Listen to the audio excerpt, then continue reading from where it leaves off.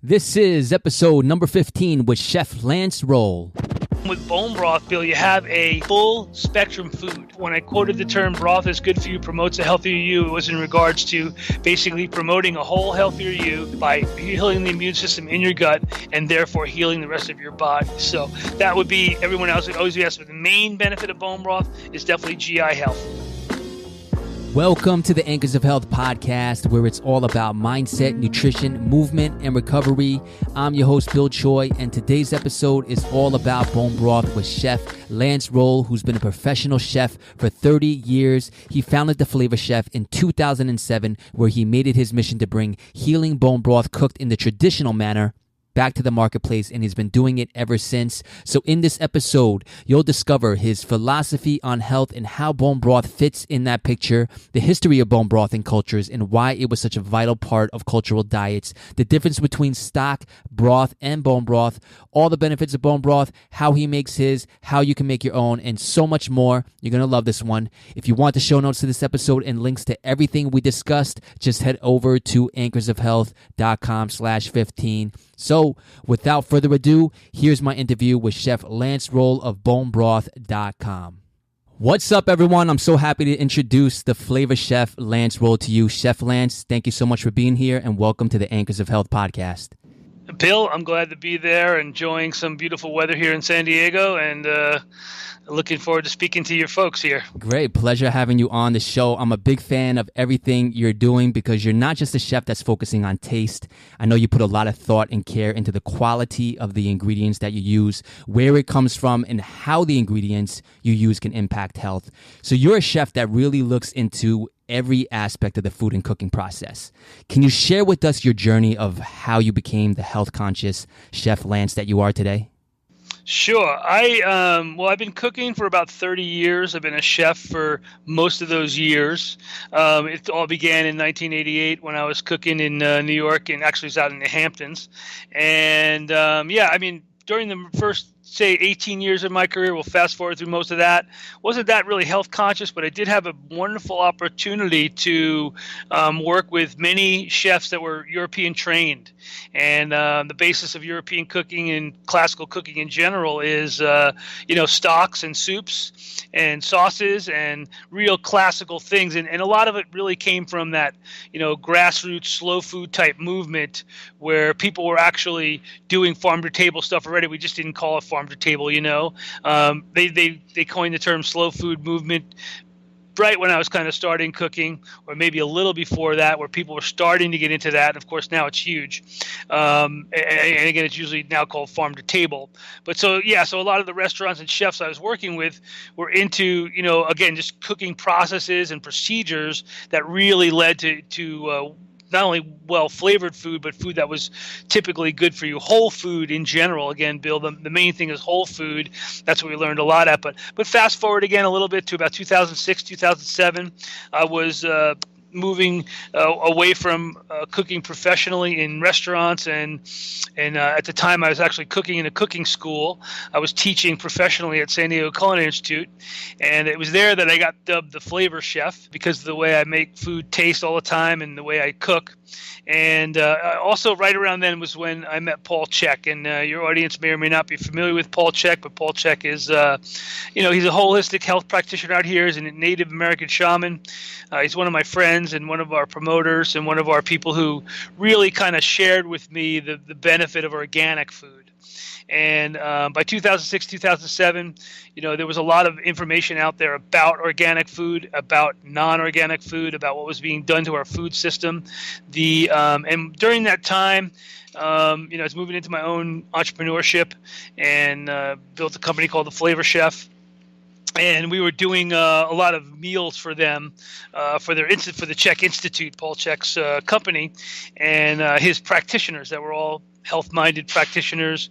He had a course called Holistic Lifestyle Coaching. They still do it level 1, level 2, level 3, and they offer basically a holistic view of health rather than just physical training, and all those type of things. So he had rather than just physical, corrective, educational in terms of using nutrition as part of your health journey, and of course many other techniques that go into there, and we could talk a little bit more about him later. But for now, let's just say he introduced me to the Weston A Price Foundation and the Nourishing Traditions. And Nourishing Traditions was a book that Sally Fallon wrote in 2000, around 2000, 2001. And it was basically going back to basics, the food that our, quote, grandparents ate, food before the World War I, before there was chemicals on the food system. Food that was, generally at that point in time, people cooked at home. There wasn't a lot of, there were restaurants, but not like there are today where there's so much availability to, you're in Times Square, so you can't move more than 4 feet without having some sort of pizza place or hot dog vendor or somebody able to offer you something, shish kebabs on the street, whatever it might be. I'm kind of smelling them right now in my nose.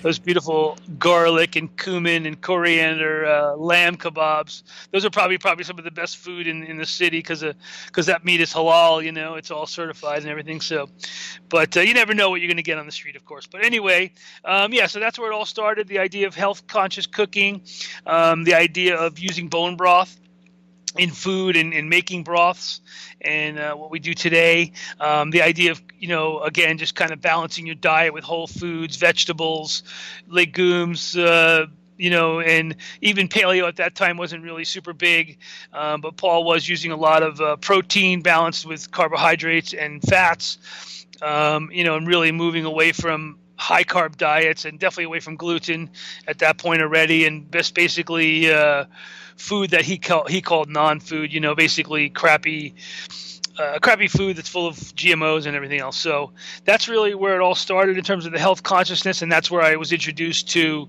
the idea of simmering bones for a long period of time to make what we call bone broth, and incorporating that in our diets every day. So. And that was a traditional food that's been used for history for years, and it was also a staple. And then Nourishing Traditions went into fermentation, which is now huge as well. Back then there wasn't. I don't even think GT's kombucha even existed. But there was a lot of people on the sort of farm end, people in this Weston A Price Foundation, people who were in tune with what they were doing in their bodies, were cooking already at home for their families, just like we always did for the millennium. So yeah, that's pretty much the beginning of it all. So yeah, and then so let's start real broad here. So like, how would you characterize or how would you summarize your overall philosophy of health, and then maybe how bone broth fits into that health puzzle? The overall philosophy definitely stems from trainings I've had with different people, but the idea being you want to balance your nutrition and your exercise and your mental health and your emotional health as well. Paul Chek calls them 4 doctors: Dr. Diet, Dr. Quiet, Dr. Happy, and Dr. Movement. And those are the 4 doctors we balance so we could stay as a balanced people. One of the things that people often do, a lot of that would, we would say, something about hydration. Basically, when I've been working, we basically need, our bodies are dehydrated because of many different environmental things that are happening, and people just don't drink water. They don't drink plain water every day or a little acidulated water to help get them to a state of hydration when they wake up. Drinking lots of coffee, eating lots of sugar, and basically depleting their bodies all the time with those type of things. So I think the main thing, and then when you start to incorporate things like bone broth into your diet, like again fermented foods or probiotics, you start incorporating exercise, regular movement. Again, just kind of forming a strategy where you're sort of looking at all the different parts of your life, being in a good relationship, and having a happy relationship with your family, your friends, whatever the case may be, whether you're single, married, doesn't matter, and creating balance, in that, so you can live a healthy life and be connected to who you are as a person on the inside. Yeah, finding that balance is key, and you touched on a lot of key areas that this podcast focuses on. So bone broth has been around for centuries, as you kind of mentioned. I'm Korean, so bone broth is used in a variety of traditional foods that we eat. My mom made bone broth for me and my brothers growing up. My mom's mom made bone broth for her, and so on and so on. So it's something that's been passed on for generations and generations. Absolutely. Can you tell us about Can you tell us about the history of bone broth in cultures and why it was such a vital part of cultural diets? Sure, absolutely. So the history goes back again. It goes all the way back to antiquity in the days of let's just say, Maimonides mentioned it and other people like that. And, the idea back then was they wanted to use basically all of the animals. There was a lot of hunter-gatherer societies out there. There weren't, obviously, the modern systems we have today. They basically honored the animals that they were eating or raising even. And by doing so, they would figure out what we're going to do with these bones at the end. And, they ate the meat and used the hides for different things. And they would then take them and put them in a cauldron and simmer them with usually, again, herbs and vegetables and maybe some roots, different things. I don't know everything about what they were doing back then, but basically that's where it all started. And they found that the liquid yielded from that not only yielded nutrition, but sometimes they were able to eat the soft bones and as well, and that was getting into their body the whole animal. And the whole animal nutrition is a place where you're getting all those different parts. That includes, again, like in the Weston A Price tradition, using the offal, using the kidneys and the livers and the necks and the brains and the eyeballs and all the different things. I mean, not that it's all in that cookbook, but essentially that's what was going in as well into the bone broths. So when they're cooking and eating those things were giving them all of the dietary needs and all the use of the animal. So that's kind of where bone broth had its original thing. And again, bone broth was traditionally a long, low, slow, simmered product that gently extracted the nutrients from the bones. And of course, it evolved over the years. I think one of the strongest cultures with bone broth is definitely the Korean culture. And I know as I was learning about it, I learned that, basically in your culture and many other cultures as well, they prized the mother about to have the baby during the pregnancy and when they had the baby, and then the grandmother would come in or the mother's mother would come in and basically cook the bone broth while she was going through those last phases of pregnancy and the first phases of life. And of course, it's always been used as a great first food because it's completely digestible. It's no meat in it. It's just the liquid. It's all bioavailable, nutrient dense. From the long, slow simmer. So that process has been around for a long time. You've got Caribbean cultures, and the different cultures, again, use different animals, So they would use things like fish in different societies where there was a lot of fish, depending on the animals they were catching. So I would imagine it wasn't until recently when they started using more cows and whatnot to make bone broth. So but yeah, that's sort of the historical background of it. Again, it's a food you can look into European cultures as well, utilizing animals. My mom was European, but we didn't grow up with broth usually, but a lot of European cultures did. I heard a lot of Polish people and people from Eastern Europe, again, where there was maybe less volume of food or less, seemed like it was a poorer thing. But those people had a lot of, what they found was a lot of constitution, good bodily constitution. When people drink bone broth, they tend not to get sick. And the reason is because it's helping to seal your immune system, and that's what is the immunity booster in the bone broth. So, and there actually was a study published in 2000 out of the University of Nebraska that actually looked into chicken soup in particular for the remedy of colds, and they found it to be beneficial.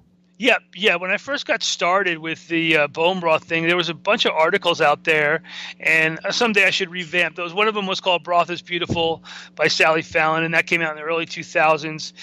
Going into the parts of it, one of them was from the Townsend newsletter with 2004, 2005. That was a great article that inspired me a lot because it was basically breaking down the bone broth to the constituents of the bone broth, the glucosamine, chondroitin, the hyaluronic acid, the amino acid profile, the mineral complexes that were in bone broth. And again, with bone broth, Bill, you have a full spectrum food. A lot of the foods nowadays, even these some of the substitutes they have for it, are all just isolates. And, one thing we learned with holistic cooking and eating is we want basically spectrum. We want a whole variety of foods in our diet because then we get all of the, some people say, oh, eat a rainbow of colors because you'll get a bunch of different nutrients from that. With food, again, you don't want to just isolate the protein or just isolate the carbohydrates, just isolate the fat. You want to have all three in combination to live a balanced life. So with bone broth, again, you get all the nutrients in the synergy of them working all together to have an impact, to basically be absorbable and to be bioavailable in terms of minerals. And of course, it's instant when you drink the bone broth. So Kate Shanahan from her book Deep Nutrition said that bone broth was a smart food. It kind of knew where to go in your body, where you would need minerals or where you would need amino acids, detoxification with the different amino acid, and the amino acids, the building blocks of protein. So does that sort of help you out? Yeah, no, that helps. And you might as well go on. What are some of the other benefits that you see? I mean, people talk about the joints, skin, the GI health. Can you kind of talk about the other key benefit that people can get from bone broth? Absolutely. I mean, gut health is really where your health begins. And there's been a lot of information out there about gut health. And the simple fact, the biological fact is that 80% or more of your immune system is located in your gut system. So when we have unhealthy guts, we have unhealthy immune systems, and we tend to break down a lot quicker. So a lot of the foods in our society today are basically designed to break down the gut, like the gluten and the sugar and all those different alcohol. I mean, in moderation, I guess it would be okay, but there's a lot of alcohol being drunk out there, and those are all basically depleting coffee. And people drink plenty of coffee out there, New York City. Yep. I mean, there's a lot of coffee, a lot of bagels in New York City. Every corner. Every corner. And lots of pizza. Yeah. You'd think there was no, and I'm sure lots of beer and everything else too. Again, these are all things that are sort of working against the system. So bone broth, we the main benefit of bone broth, and there are others, but the main one is to heal and seal of the gut. So you imagine the gut system, holes in it, whatever you might have, leaky gut, other things that might be going on in there, general health in general of that system. And you put this beautiful broth in there, again, a slow simmered bone broth, traditional bone broth, because a lot of people now are actually substituting bone broth thinking, well, I can mix this powder with water and it's the same thing. And I think it is something, but I don't think it's the same thing. I mean, our broths are made with vegetables and they're made with all the different bones of the animal. They're slow simmered, and ours is simmered in spring water. So we have a lot of health-giving benefits to our bone broth. So once we start healing the GI tract, when I quoted the term broth is good for you, promotes a healthier you, it was in regards to basically promoting a whole healthier you by healing and sealing the gut, healing the immune system in your gut, and therefore healing the rest of your body. So that would be, everyone else always asks, but the main benefit of bone broth is definitely GI health. And then the second one, again, would be, we talked a little bit about this already, we touched on it, and that would be bioavailable, nutrient-dense amino acids, hyaluronic acid, amino acids like glycine, proline, hydroxyproline, L-glutamine, and a bunch of others. A list of amino acids. I don't have the list in front of me, but there's a whole, again, the main thing, again, they all work together. So when they're in a matrix, then you can get the you don't really want to isolate them again. So that's what it is. And we always coin the term food is medicine. And it's amazing how many people say food is medicine and they're basically using that and then selling you supplements, which are fine, and supplements are great, especially whole food supplements. But a lot of supplements are synthetic and or synthesized, so your body may or may not recognize them for health. So we want food. If food is medicine, then let's eat food. Let's have a salad for lunch. Let's eat some vegetables, some protein, some good fat, some good healthy fat, whether it be butter, chicken, whatever you're eating, and let's balance our diet that way. So again, then you have minerals. The minerals again in the lactation period and the pre-lactation period when when the pregnant mom's there. The baby, as one of my other nutritionist friends told me, is stealing a lot of minerals. That's all the minerals to build their brain, to build their body. And so the mom drinks the bone broth and replenishes those minerals instantly. And that's sort of how the body works. When you detoxify, when you work out a lot, it's a great replenisher because it replenishes electrolytes. And then, of course, all of this is tied into the collagen-gelatin combination. And collagen is the builder. When you mention hair, nail, and skin, you have this, our broths especially gel. So a good test for bone broth would be, does the broth gel or not gel? And gel is the indicator that the broth was made well, and it has lots of collagen in it. And again, that collagen becomes bioavailable, assists in your own body's ability to produce collagen, and gives the body the collagen it needs for your hair, skin, nails. Basically, anything that's connective is connected by the collagen in your body. So that collagen, again, it's bioavailable, ready to go, and it's perfect in helping build all those systems within your body. Right, and it just tastes good also, and you just feel good after drinking it. Yeah, I know. You feel good. I mean, especially after drinking mine, and you've said you've drank a lot of ours over the years and ordered from us, so we appreciate that.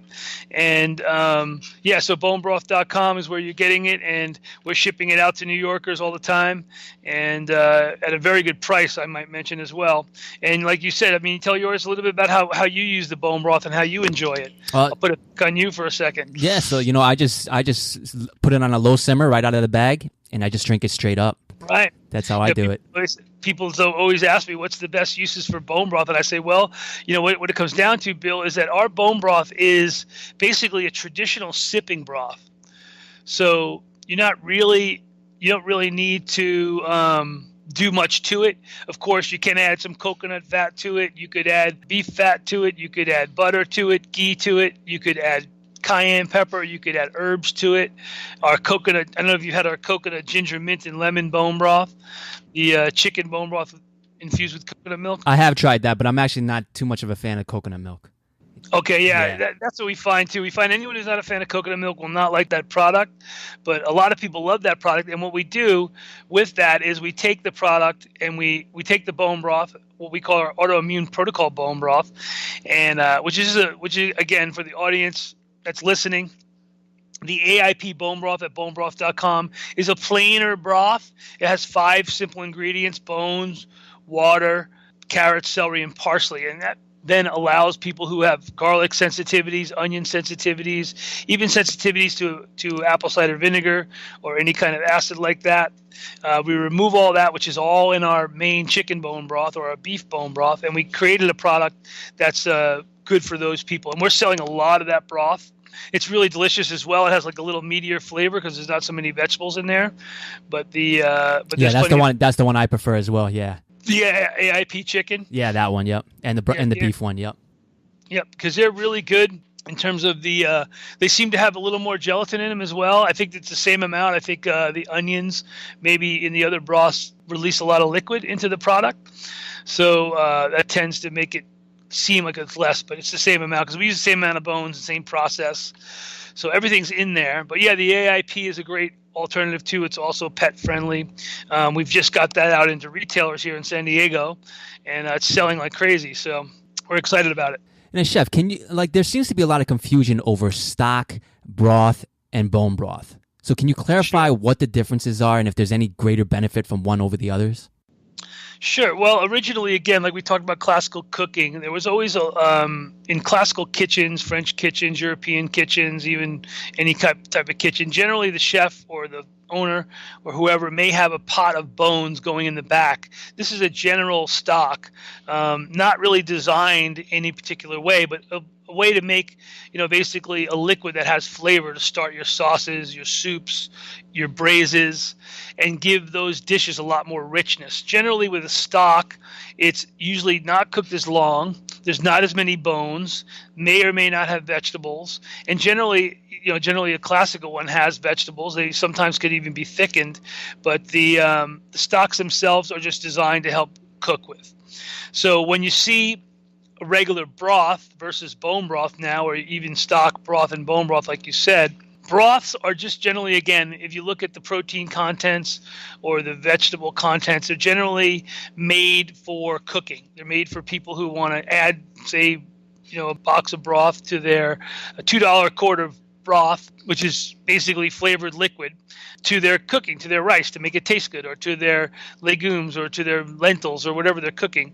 And it helps make their food taste good, but it doesn't give them the health benefits of a bone broth. Now, a bone broth, when that became popular, super popular now, it's a designed product that we designed for health. We didn't make you can use bone broth in cooking, but like you said, you just like to drink it straight up because that's what it's made for. The guy who got this whole trend started is right there in New York in East Village, Marco Canora, and he started serving it by the cup out of his window in late 2014. And so the bone broth has a particular design to it. It's usually a lot more bones than either one of the other two products. Probably has some meat on the bones. Usually has, if it's well made, it has vegetables in it, some sort of vegetable components. It's cooked for a certain amount of time. Ours is cooked for 18 hours on the chicken and 24 on the beef. Some people cook them longer. Some people cook them less. But it's a certain, like in the classical traditional style, we cooked bone broths for 18 to 24 hours. And again, it could go as little as 12 or maybe as much as 48. But that was to draw, again, a low, slow simmer to draw the nutrients out of the bones and vegetables, create this delicious clear liquid that's, once it's strained out, that we can serve to our family. And again, a lot of times in the cultural uses, it was used for the infirmed, the people that were trying to get better. And back in the days before there was medicine, there was only herbs and medicine, traditional healing modalities. And one of them was related to a well-made bone broth. So that's sort of the difference. I hope that clarifies it for our audience. No, that was very clear. And you mentioned earlier the water that you use in your bone broth, and I know you use the highest quality possible. Yeah, for sure. So Can you talk about why the water you use is important? Yeah, of course. The water, for the main purpose, is the main ingredient in bone broth.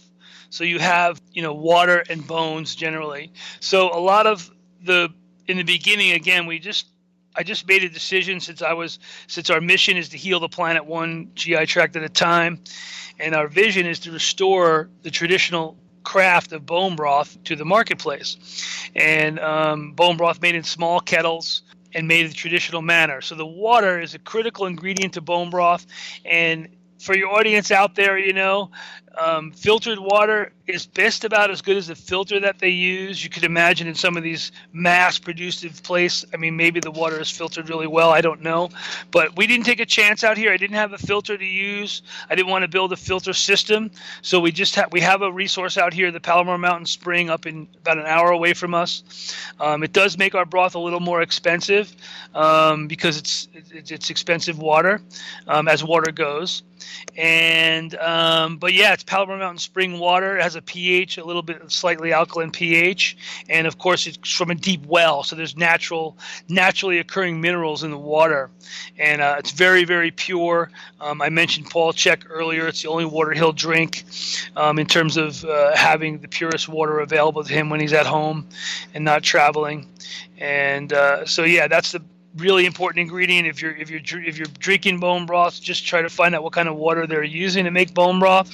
And some of the companies are just using water, tap water, and that's just if you just research tap water, it's a little bit scary to think that that's what they're selling, but that's what they're doing, and that's them. They're allowed to do that. So yeah, so we at bonebroth.com just use spring water.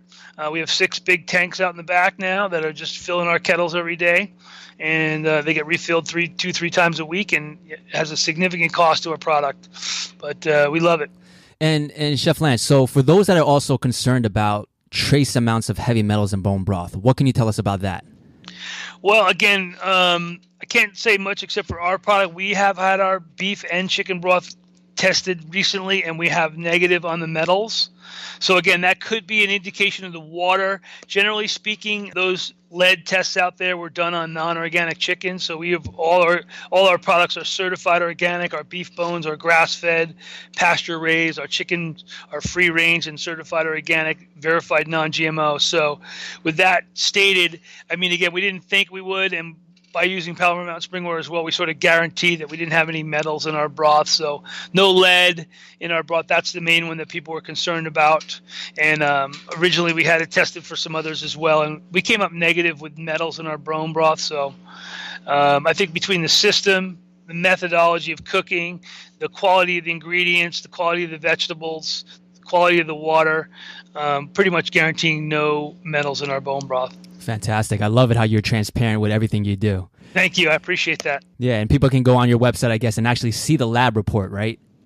Yeah, there's some lab reports up there. I'm not sure exactly where we're at on that. I don't know if the most recent ones have gotten put up yet, but we're a little pretty mom and pop-ish almost with our website, so we need people to forgive us for that. But it's in a sense, we have a lot of the original tests up there, and we have lab analyzed everything. So. Right. So nowadays, bone broth is everywhere. I think you're one of the early ones to actually bring this to the mainstream. Sure.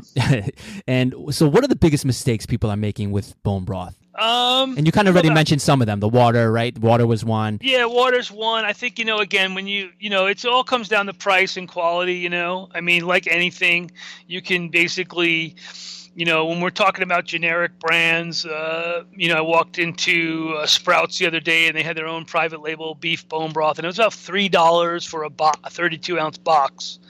And, again, to me, the aseptic packaging is a thing that is part of our culture. It doesn't necessarily mean it's good part of our culture. I mean, Taco Bell is part of our culture too, but it doesn't necessarily mean it's good for you. McDonald's, etc. And we know all the stories of nutrition and things like that. But again, without knocking anyone, it takes a 275-degree temperature to sterilize the broth to get that 2-year shelf-stable product into that box. So again, when you do that, you're basically denaturing the product. And again, it may have benefits. I'm not going to say it doesn't have benefits because I don't know. I do know that our product, of course, we've already talked about it, is made in a certain way to almost guarantee. I mean, we have repeat customers for 4 years, 5 years that are loving our broths, and they're helping them maintain a healthy lifestyle because of the quality we put into it. And there are definitely other great companies out there making good bone broth. Again, so the quality would be looking at the gel content. I think when it comes to the powders, because powder is now everywhere, and I would say about 75% of the people that I meet when I'm doing demos think our broth is a powder that you mix with water. And again, you would just have to check the quality of the powders, make sure it's organic. And again, it's generally a supplement. It's sold in the vitamin section of the store, not the food section. So there's a big jump, to me, in my opinion, from a powder to bone broth, and the jump is, we make the same thing as what they make, but it couldn't be further from the truth. The powders are made with high pressure, high heat, quick cooking methods. You think again about the cost per serving and the amount of things. Generally, there's only one ingredient in these powders, and it's generally the meat of the animal or the bones of the animal. A lot of the powders are sometimes made with hides. That's the collagen hides, and other ingredients. So there's no vegetables, though. They don't even mention what kind of water they use. Mm-hmm. And again, I'm not an expert on the process of how they do it.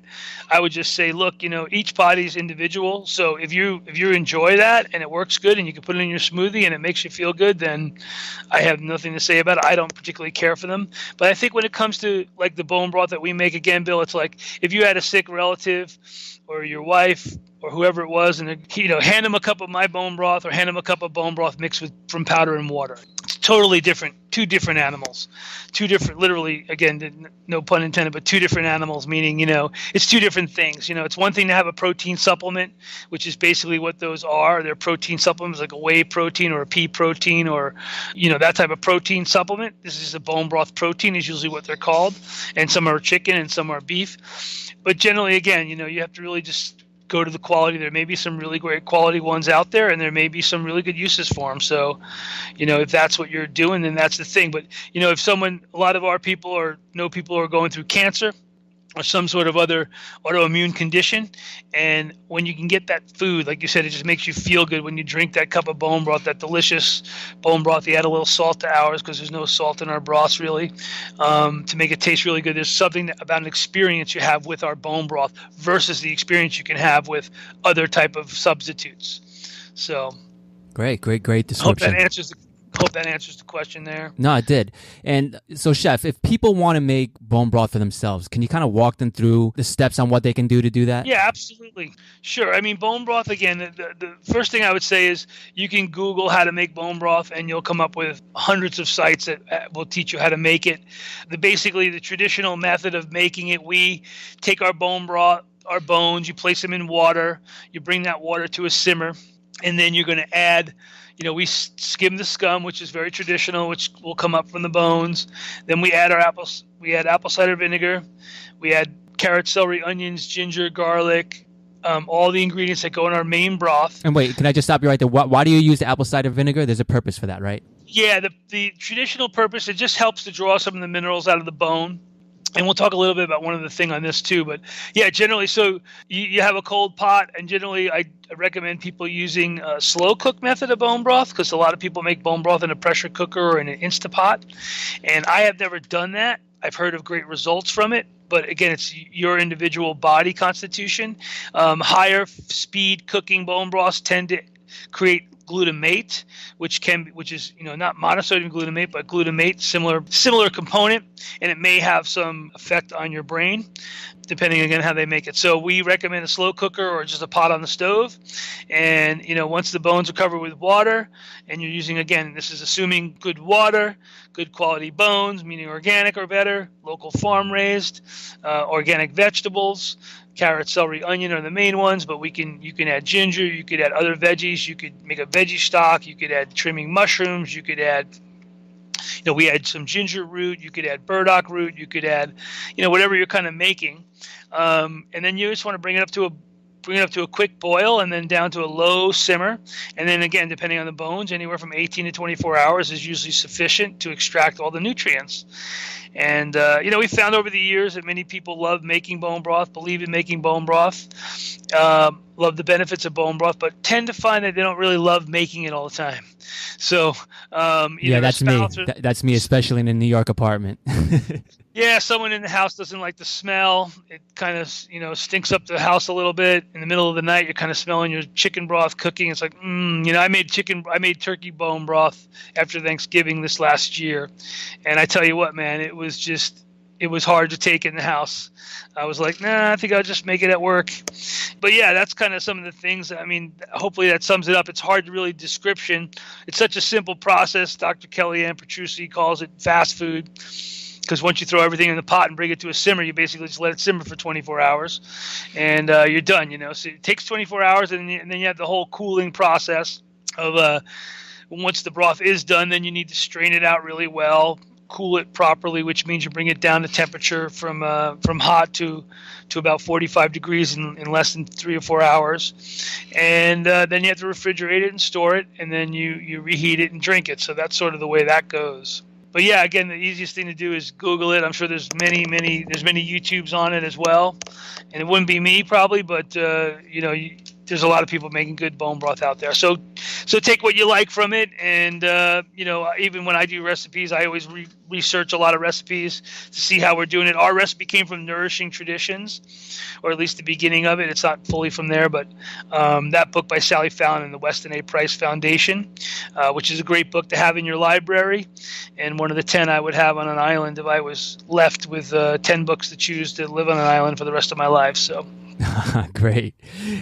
So let's go there with this whole cooking thing, because this is an area that a lot of people are struggling with. And the two most common things you hear is, number one, I don't know how to cook. And number two, I don't have time to cook. Right. So for the first one, what advice can you give someone that doesn't know how to cook but wants to learn how to cook? Where do they start? Again, I want to start my own program and teach people how to cook. You got to do this. So I'm sure there's a lot of people out there. A lot of it comes down to time and people willing to put time into the kitchen or not. And it's a big disconnect because people don't want to actually spend time in the kitchen. And then again, right now too, what we're seeing is the result of so many people that haven't really grown up in a household where their mom or their dad cooked. They just grew up in a place where there was no actual cooking going on. So they had no chance to learn. And of course, it's so convenient the food's so convenient, people don't want to take the time to cook it themselves. So the best way to learn how to cook is to start reading cookbooks and grab a knife and some vegetables and start cooking. I don't know how else to say. I mean, if they have time to go to culinary school, that'd be great. Or they can get a video program. There's some video programs out there. It certainly has a huge benefit. I think people get connected to their food. Families are hopefully going to move back to cooking a little bit more to connect their kids to food and things like that. So what was the second part of the question? Well, that was, you kind of talked about it a little bit, but people that say, people that know how to cook, but say, I don't have time to cook. What's your response to that? Yeah, again, it's just a matter of making time, making it a priority, maybe picking a day of the week where you can cook 2 or 3 meals at one time. The whole society's a time suck right now. I mean, everyone is so busy, constantly connected to the internet, connected to their phones, and really disconnected from this whole process. So we're sort of like guinea pigs in this trial of what's going to actually happen to people. But, it's just a matter of like anything, do you have time to exercise in the morning? Do you have time to breathe during the day? Do you have time to spend with your family? Or is it just about continually being connected? And I'm guilty of it myself, Bill, truthfully. So I think the main thing is people who are out there listening, if they want to cook, they just need to take the time. It's not that hard to do. Get a good knife, get a good cutting board, get a good pan, go get some vegetables and get a little cookbook and recipe, and don't worry about the final product. Just enjoy the process and be satisfied with what you make. You'll be surprised. Great. Fantastic advice. Just as a final wrap-up question, do you have any last words of wisdom or anything you would like to leave our audience with? Sure. I would say, one of the things I always ask people is, how's your hydration level? And Paul Chek would say that there's just a lot of people that are dehydrated out there. And so you make sure you stay hydrated, keep a happy, smiling face, and take it easy. I love it. And if people want to learn more about you, where can they find you? They can find us at bonebroth.com, and I think we're going to give them a coupon code. I can go in the notes, maybe AOH10. That stands for Anchors of Health. 10% off your orders at bonebroth.com if you're listening still. Again, maybe this can go to the show notes in the first part of it. And on the Flavor Chef Facebook page, at The Flavor Chef, Instagram at The Flavor Chef, Twitter at The Flavor Chef. So that's where my 3 handles are. That's where I am. Great stuff, Chef Lance. At least part of me's on there. Chef Lance, great stuff. Thank you so much for taking the time to come on the show and sharing all this amazing information. I'm out of your bone broth, so I'm going to be ordering it tonight. So thanks so much for coming on. Great. There it is. I hope you enjoyed that interview as much as I did. Thanks again to Chef Lance for giving my listeners a 10% discount on your bone broth. Again, the website is bonebroth.com, and you can use the coupon code AOH10. If you want the show notes to this episode and everything we discussed, just head over to anchorsofhealth.com/15. Thanks for listening, and I'll see you all in the next episode. Peace.